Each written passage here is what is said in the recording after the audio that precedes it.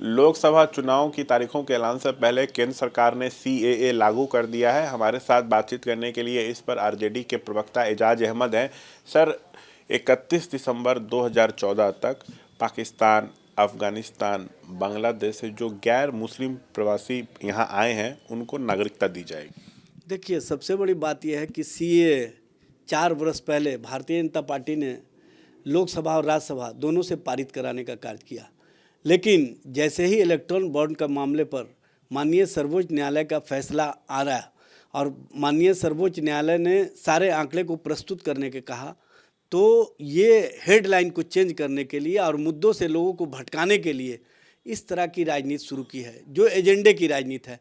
Bharatiya Janata party का agenda जिस तरह से लोगों के बीच भरम और धर्म की राजनीति का रहा है, वो स्पष्ट रूप से दिख रहा है। लेकिन भारतीय जनता पार्टी चाहे जितना भी कोशिश कर ले, चाहे जितना भी प्रयास कर ले, अब देश के लोग, देश के आवाम भारतीय जनता पार्टी से पूछते हैं कि महंगाई कब कम होगा, भारतीय जनता पार्टी से पूछते हैं कि नौकरी और रोज़गार कब दिया जाएगा, नौजवानों के भविष्य को बेहतर कब बनाया जाएगा। तो इस दिशा में भारतीय जनता पार्टी के पास कोई जवाब नहीं होता है। इसीलिए वो इस तरह के मामले को, जिसके संबंध में लोगों ने स्पष्ट रूप से पहले भी अपने विचार रखे हैं और हमेशा ये विचार आया है कि जो भारत का संवैधानिक व्यवस्था है वो धर्मनिरपेक्षता पर आधारित है और इसमें सभी धर्म, सभी जाति, सभी वर्ग, सभी समूह के लोगों को एक रूपता के साथ उनको जो नागरिकता देने का मामला हो या अन्य तरह का मामला हो, उसमें समरूपता दिखनी चाहिए। लेकिन भारतीय जनता पार्टी उस राजनीति को डाइवर्ट की ओर ले जाना चाहती है, दिशाहीन करना चाहती है। आपको लगता है कि मुस्लिमों को टारगेट किया जा रहा है? देखिए, भारतीय जनता पार्टी का जो एजेंडा है वो स्पष्ट है।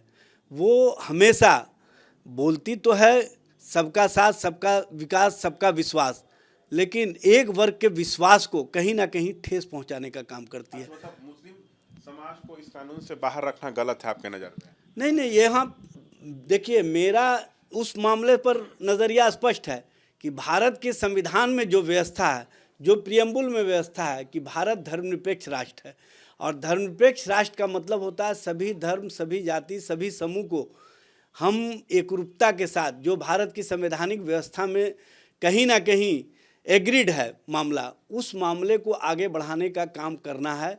लेकिन भारतीय जनता पार्टी उस मामले को दूसरी दिशा की ओर ले जाकर के चुनावी राजनीति के लिए और चुनाव के समय इस तरह का जो खेल खेला है उससे उसको फायदा नहीं होने जा रहा है। मतलब देश के 2019 में ही संसद में ये पारित हो गया था, राष्ट्रपति की मंजूरी भी मिल गई थी, लेकिन धरना प्रदर्शन देश भर में हो रहा था, तब ये लागू नहीं हुआ। लेकिन अब चुनाव से ठीक पहले तो टाइमिंग पे सवाल। देखिए, टाइमिंग का मामला ही नहीं है, मामला यहाँ पर यह है कि आप कर क्या रहे हो।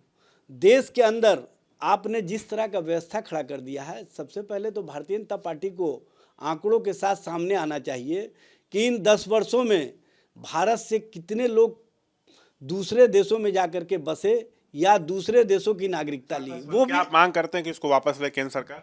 देखिए, केंद्र सरकार जो चुनावी राजनीति के लिए इसको लाने का काम किया है सीए को, ये भारतीय जनता पार्टी के लिए उल्टा मामला पड़ जाएगा। चूँकि नौजवान समझ रहे हैं, आम आवाम समझ रहे हैं कि ये हमारे रोज़गार से रोकने का, महंगाई से दिशा भटकाने का, और जो इलेक्टोरल बॉन्ड के मामले में एसबीआई ने जिस तरह का राजनीति किया था उसको माननीय सर्वोच्च न्यायालय ने स्पष्टता सामने ला करके केंद्र सरकार और भारतीय जनता पार्टी को कहीं ना कहीं उनकी जो राजनीति थी उसको स्पष्टता सामने लाने का काम किया है। और भारतीय जनता पार्टी अपने ही बुने हुए जाल में फंस चुकी है। अब वो जिस तरह की राजनीति करना चाहती है, अब देश की जनता ऐसी राजनीति को पसंद नहीं करते हैं।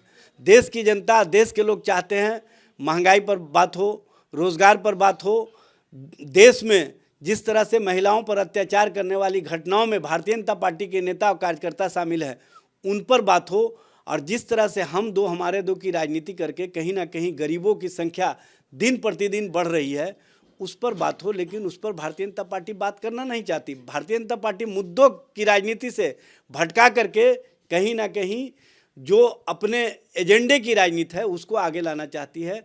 देश के लोग ऐसे राजनीति को न पहले स्वीकार किए हैं, न आगे स्वीकार कर सकते हैं। तो ये थे सीए पे बातचीत करते हुए एजाज अहमद। आरजेडी सरकार के इस फैसले का विरोध कर रही है। कैमरा पर्सन पंकज के साथ शशांक कुमार, एबीपी न्यूज़ पटना।